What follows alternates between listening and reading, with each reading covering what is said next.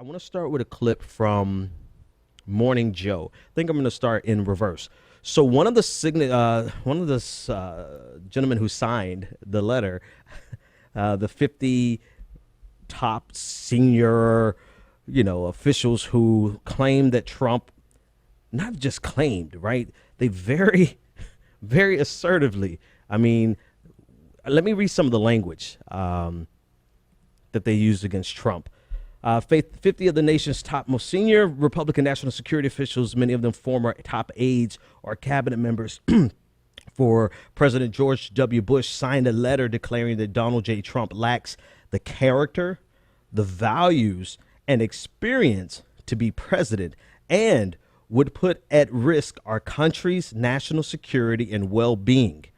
Mr. Trump would be the most reckless president in history.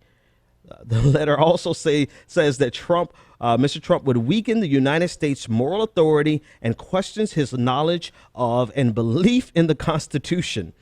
They say that he has demonstrated repeatedly that he has, this is a direct quote, this is not a paraphrase, demonstrated repeatedly that he has little understanding of the nation's vital national interest, its complex diplomatic challenges, its indispensable alliances, and the democratic values on which American policy should be based. The letter, according to New York Times, laments that Mr. Trump has shown no interest in educating himself. Like some of this half I'm just reading now. It is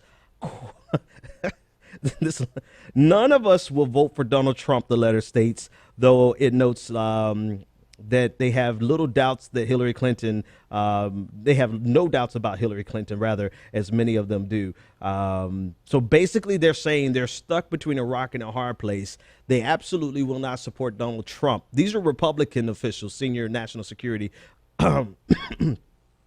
officials who have no faith in Donald Trump whatsoever, but have little, if any, faith in Hillary Clinton, which I think would explain Evan McMullin, now that I think about it, and some of his background, and we'll talk about that in a second. But one of the signatories was Michael Hayden, and if you recall that name, Michael Hayden was just on Morning Joe last week discussing the nuclear policy or the nuclear frivolousness of Donald Trump. So I want to play this clip of Morning Joe. And this is Michael Hayden, former CIA director. What concerns you most about Donald Trump?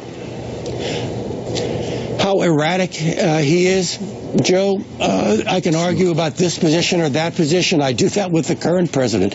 But he's inconsistent. And when you're the head of a global superpower, inconsistency, unpredictability, those are dangerous things. They frighten your friends and they tempt your enemies. And so I would be very, very concerned. General Hayden, former CIA director, giving his, I guess it was a prelude to the letter, stating that he has absolutely zero confidence in the ability of Donald Trump to lead the way. And they, double, triple, quadruple down on this letter with some very strong language stating the level of incompetence that Donald Trump would bring, the lack of moral authority or the undermining of America's moral authority, questioning his knowledge and belief in the Constitution, and stating that he has little to no interest in understanding the national interest, its complex diplomatic challenges, and indispensable alliances of the democratic values. These are unbelievable charges. No, hang on. Let me restate that. They're very believable because they're very true, right? First of all, they're true. Number two, it's unbelievable that this is coming out about the Republican nominee, but that tells you the state of the race, that the Republicans have chosen to nominate this type of nominee who has zero confidence, who the establishment has zero confidence in. Now, That's the operative phrase. The establishment has zero confidence in Donald Trump. But the base overwhelmingly has stated that they trust and they believe in Donald Trump. In fact, I posed the question to some of my international security. Actually, I think they minored in international security, but I floated this question out to some of my doctoral colleagues, cohort, that, I wanted to get their opinion on Donald Trump, national security, his comments on nuclear weapons. And some of them came with a very straightforward, he's dangerous. These are dangerous and irresponsible comments coming from an irresponsible candidate. So very strong language from some of my cohort. But then there was one comment that said that, basically justified him because he's a beginner.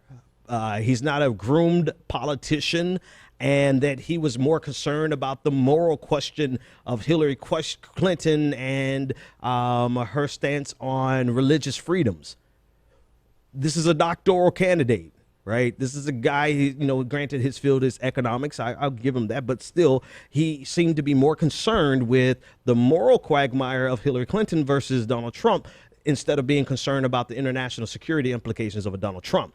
I only mention that because where the establishment has completely rejected Donald Trump, there are some people who have made calculated decisions that they believe Donald Trump is the best, and they're able to overlook the very things that former General CIA Director Hayden and the 49 other Republican national security experts pointed out.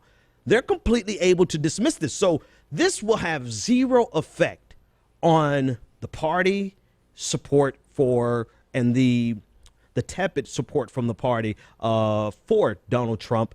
I think it's just their way of clearing their conscience and saying that they will not be aligned with Donald